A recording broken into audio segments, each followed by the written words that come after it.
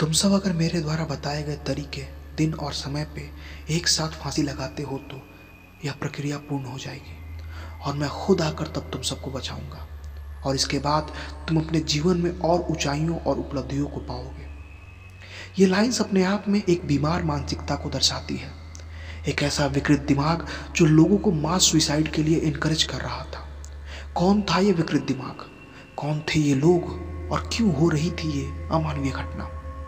नमस्कार दोस्तों, स्वागत है एक बार फिर से आपका हमारे इस मंच पे, जहां आज हम कुछ महीनों के अंतराल के बाद एक बार फिर से रूबरू हो रहे हैं। आज हम अपने बियॉन्ड साइंस सेगमेंट में एक असाधारण वीडियो लेकर आ रहे हैं, जिसके खत्म होने के बाद आप ये सोचने पे विवश हो जाएंगे कि एक बीमार दिमाग के क्या कॉन्सिक्वेंसेस हो सकते हैं।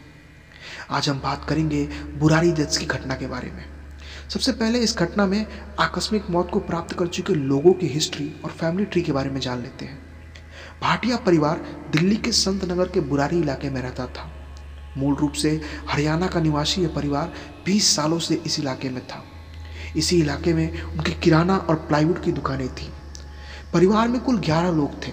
सबसे बुजुर्ग नारायणी देवी थी, जिनकी उम्र लगभग 80 साल थी। उनके 2 बेटे और एक बेटी साथ रहते थे। बड़े बेटे का नाम भुवनेश भाटिया, जिनकी पहली पत्नी सविता थी। इनके 3 बच्चे थे, नीतू, मेनका और ध्रुव।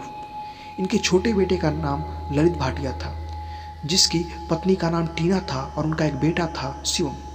वहीं नारायणी देवी की बेटी प्रतिभा एक विधवा थी और उसकी बेटी का नाम प्रियंका था। अब चलते हैं उस घटना वाले दिन पे। 1 जुलाई 2018 सुबह के 7 बज चुके थे।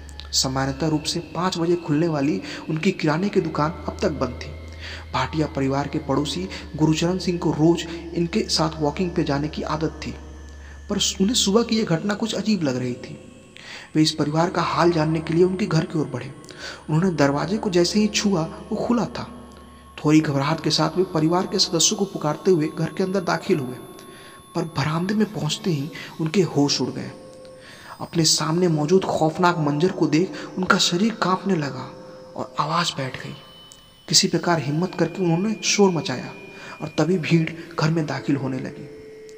यह मंजर था 10 लोगों का सामूहिक रूप से बरामदे के सीलिंग से कपड़े की चुन्नी गर्दन में लगा के लटका हुआ पाना। कुछ समय में संत नगर थाने की पुलिस वहां पहुंची और सिचुएशन को कंट्रोल करने लगी। घर की तलाशी लेने पर नारायणी देवी की भी लाश के एक कमरे में मिली, जिनकी मृत्यु भी गला घोटने के कारण ही हुई थी।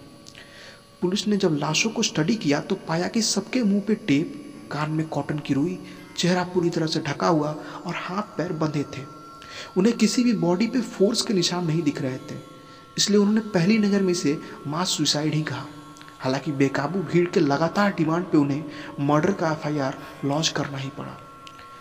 पुलिस ने जब घर की तलाशी ली तो उन्हें वहां से कई धार्मिक किताबें मिली, जो इस परिवार के पूजा पाठ के लिए अभिरुचि को दर्शाता है। पर पुलिस का ध्यान खींचा 11 वेल मेंटेन डायरीज ने, और अब यही डायरीज इस केस की गुत्थी सुलझाने वाले थे। ये 11 डायरीज 11 सालों का लेखा जोखा थी। दरअसल 2007 में नारायणी देवी के पति भोपाल सिंह की मृत्यु हो गई थी। उनकी मृत्यु के पश्चात उनका छोटा लड़का ललित थोड़ा अजीब बिहेव करने लगा था। उसने सबको यह बताना शुरू किया था कि उसे उसके पिता की आत्मा बात करती है और अगर उन्होंने उसके द्वारा बताए गए कार्य और फैसले लिए तो उनका कल्याण होगा। बकौल डायरी ललित ने कुछ एकाध ऐसे फैसले लिए जिससे पूरे घर का भला हुआ और तब से सब उसकी बात सुनने लगे थे। वह रोज रात को डायरी में अगले दिन करने वाले कार्य लिखता, जो अगली सुबह उठ घर वाले करते। डायरी के कई हिस्से में वह गुस्से में उनको उनकी गलतियों के लिए डांटता भी हुआ पाया गया था।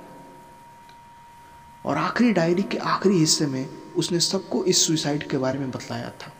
उसने बाकायदा हाथ, पैर, मुंह आदि बांधने के इंस्ट्रक्शंस दिए थे। उस डायरी में यह भी लिखा था कि प्रक्रिया 1 बजे रात में होगी और इसके पूर्ण होने के पश्चात सब एक दूसरे के बंधन खोलेंगे। मतलब उन्हें यह भरोसा दिलाया गया था कि कोई नहीं मरेगा।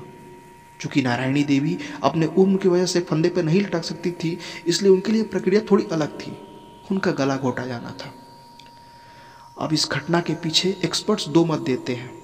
एक धड़ा इसे अंधविश्वास में की गई बलि मानता है। उन्हें लगता है कि यह परिवार किसी तांत्रिक के संपर्क में था और उस दिन जरूर उसने उनकी बलि दी होगी।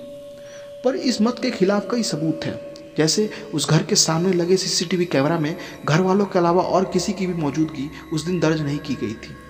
इतना ही नहीं, इसको हत्या सिद्ध करने के लिए कोई मोटिव भी नहीं दिखता, क्योंकि उस दिन घर में कोई चोरी की वारदात लग नहीं रही थी।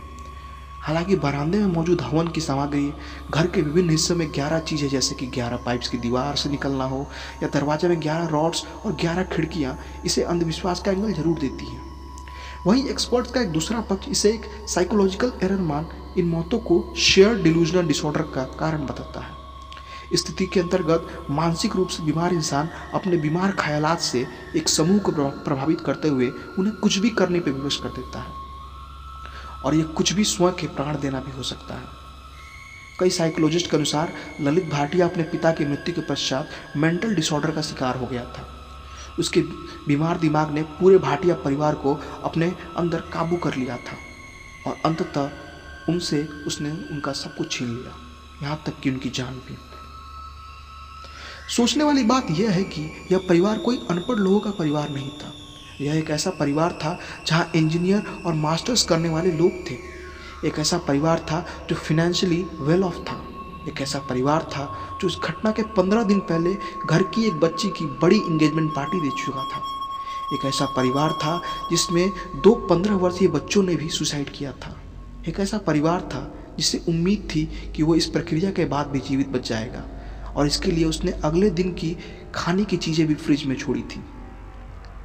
एक मानसिक रूप से बीमार व्यक्ति सिर्फ अपने लिए नहीं, अपितु अपने दोस्त, घर वालों और संपूर्ण समाज के लिए एक खतरा हो सकता है। अगर उसे सही समय पर इलाज ना मिला तो वह ऐसे अमानवीय कृत्य अंजाम दे सकता है। तो यह थी हमारी आज की प्रस्तुति। आशा करता हूँ कि आपको यह वीडियो पसंद आई हो। कृपया कर चैनल को सब्सक्राइब और शेयर करें, और हमारी मुलाकात ऐसे ही होती रहेगी, क्योंकि हमारी ये दुनिया अजीब है।